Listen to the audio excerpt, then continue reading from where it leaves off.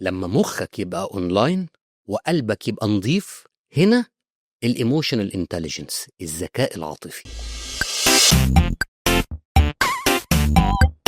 عمرك قابلت حد كده مش اذكى واحد، بس الناس كلها بتحبه، بيفهمك من غير ما تتكلم؟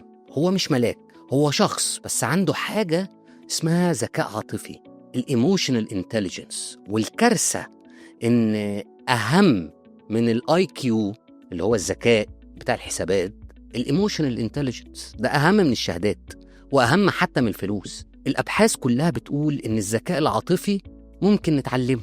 يعني لو انت مش فاهم مشاعرك، في امل والله تفهمها، يعني مش كتير بس في امل تفهمها.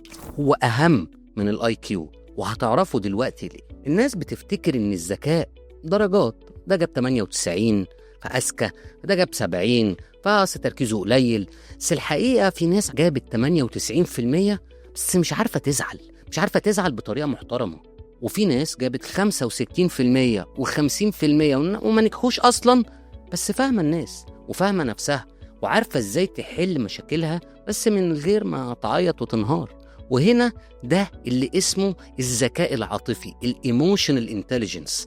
وده العلم ده بقى أثبت إن اللي عنده ذكاء عاطفي عنده فرص نجاح في الحياة أعلى ب4 أضعاف من اللي عنده ذكاء بس، أو اللي بيسموه ذكاء ذهني، أو اللي بيسموه الاي كيو.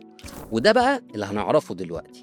هو يعني إيه أصلاً ذكاء عاطفي؟ يعني إيه ايموشنال انتليجنس؟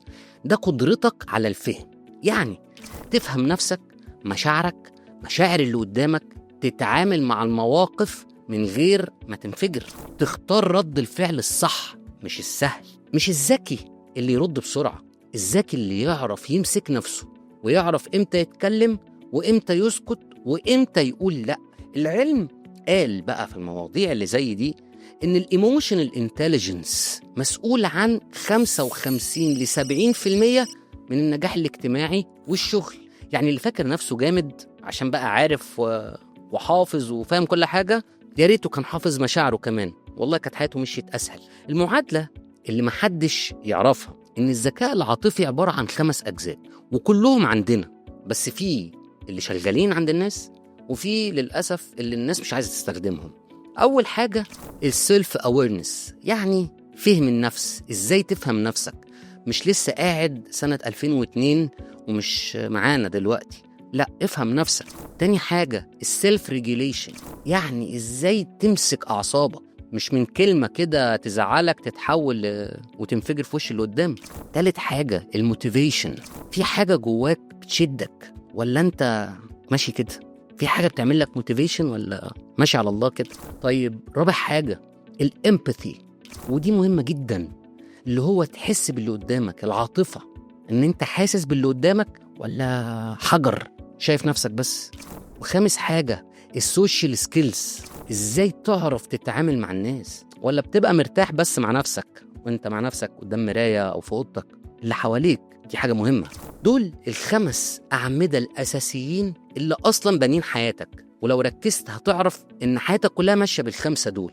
لو عدلت واحد فيهم بس شخصيتك هتتغير. الأبحاث الجديدة كلها اللي بتتنشر في بحث اتعمل في سنة 2023، بحث كبير، لو إن الناس اللي بتشتغل على الايموشنال انتليجنس، الذكاء العاطفي، لمدة 12 أسبوع بس، قدرتهم على التحكم في الغضب بتزيد 43%، قدرتهم على الفهم ونغمة الكلام اللي قدامك بتزيد بنسبة 38%، وعلاقاتهم اتحسنت بنسبة 60%.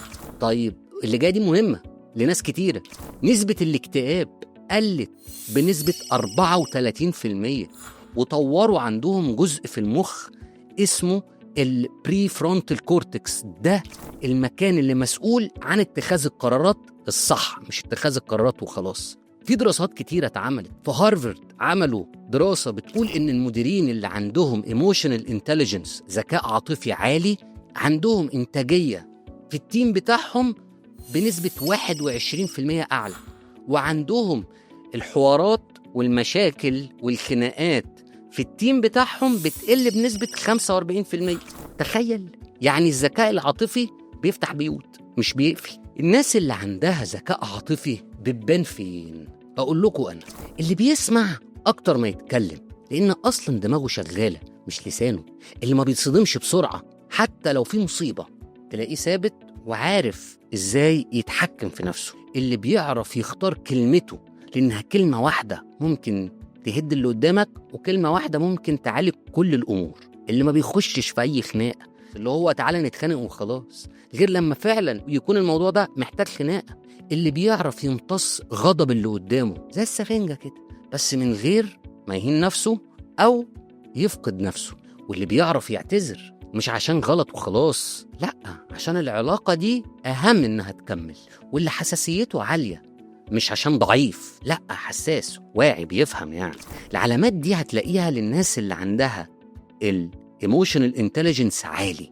طيب الناس اللي عندهم الاي كيو او الايموشنال انتليجنس قليل، علاماتهم ايه؟ لما تلاقي واحد بينفعل بسرعه قوي، اي كلمه تضايقه، دايما عنده سوء تفسير للكلام للي قدامه، عامل فيها حويط، يعني بيعمل مشاكل في العلاقات. ودول منتشرين، انتوا عارفين طبعا، يعني يجوا عند العلاقات ويبوظوها. ما بيعترفوش بغلطاتهم، بيشوفوا نفسهم ضحايا على طول. واخر حاجه الباوندرز، الحدود. للاسف اللي ما بيعرفش يحط حدود صح، لان ما عندوش ايموشنال انتليجنس صح، بيتعب نفسه وبيتعب اللي حواليه. الفرق بين الرجاله والستات في الذكاء العاطفي، تعالوا نشوفوا. الابحاث قالت ان الستات عندهم الامباثي اعلى بنسبه من 12 ل 15%، بس الرجاله عندهم السيلف ريجيليشن، التحمل عامه في الذات، اعلى بنسبه 8%. يعني الستات تحس اسرع والرجاله بتهدى اسرع. بس اعلى مستوى للذكاء العاطفي مش ست ولا راجل، اعلى مستوى ذكاء عاطفي اللي اتعلم يفهم نفسه الاول. وهنا يجي دور الذكاء العاطفي في الحته المهمه قوي في العلاقات. تعالوا نشوف الذكاء العاطفي بيعمل ايه في العلاقات. وهنا بقى ملعب التويست اللي بجد. اللي عنده ذكاء عاطفي هتلاقيه في العلاقات ما يدورش على الغلط، يسمع مش يرد بس، ما يصرش من اول كلمه تضايقه، ما يعاندش وخلاص، يعرف امتى يطلع لقدام وامتى يرجع شويه لورا، يعرف يحس باللي قدامه صح، وبيعرف يحتوي صح، وبيعرف يقول طيب نفكر سوا بدل ما نهد الدنيا.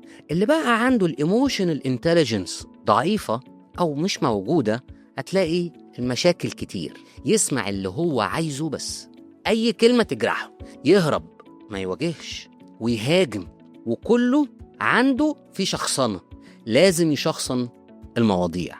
الذكاء العاطفي مش انك لطيف، الذكاء العاطفي انك واعي، مش بس لسانك حلو، مخك يبقى واعي اللي بيحصل. طب علاقة الذكاء العاطفي في العلاقات، بس في الشغل، احنا قلنا العلاقات اللي ما بين الناس. طب ما تيجوا نشوف الايموشنال انتليجنس جوه الشغل بيعمل ايه. ده اللي بيفرق بقى ما بين مدير بيفهم التيم بتاعه، موظف بيفهم مزاج الشغل عامل ازاي، واحد بيعرف يقدم نفسه، واحد يعرف يتعامل مع الضغط الشغل او الورك اندر ستريس اللي مكتوبه في كل السيفيهات. يعني ناس نجحت في الشغل بس مش عشان شاطره، علشان بتعرف تكلم الناس صح. جامعة ستانفورد عملوا أبحاث في سنة 2022، لقوا إن التوب ليدرز كلهم عندهم ايموشنال انتليجنس بنسبة أعلى من 90%. ما تيجوا نزود الايموشنال انتليجنس عندنا. إزاي أعليه عشان أعرف أتعامل مع الناس، سواء في الشغل أو في البيت أو مع صحابي. قبل ما ترد اسمع. ايموشن انتليجنس قليل، رد فعل سريع، فنهدى قبل ما نرد. أسأل نفسي ليه أنا متضايق. المشاعر المفهومة مشاعر متحكمين فيها. اتكلم بوضوح، بلاش شغل الحرابيق ده، اتكلم بوضوح من غير لف ودوران. الوضوح هو الذكاء. والسوشيال ميديا نهدى شوية ونريح دماغنا من السوشيال ميديا. والباوندرز، الحدود، اعرف حدودك وحدود اللي قدامك، علشان اللي ما بيعرفش الحدود للأسف بيقع. تعلم تقول لأ، واللأ هنا مش لأ وخلاص، لأ دي لأ لاحترام النفس، احترامك واحترام اللي قدامك. وتمرن على الامباثي، اتمرنوا على العاطفة. والامباثي هنا مش العواطف اللي ليها علاقة بالحب بس، لأ، فكرة العاطفة نفسها. يعني حط نفسك مكان اللي قدامك 10 ثواني، والله هتفهمه جامد. بدلوا الكراسي، بدل الأماكن، اسأل نفسك السؤال ده، أنا لو مكانه هعمل إيه؟ هفكر إزاي؟ والله المشاكل هتتحل كلها. فالأذكى في المكان، في الشركة، في البيت، في الحياة، مش اللي بيحل أسرع، مش اللي حافظ كتير، مش اللي لسانه طويل على فكرة.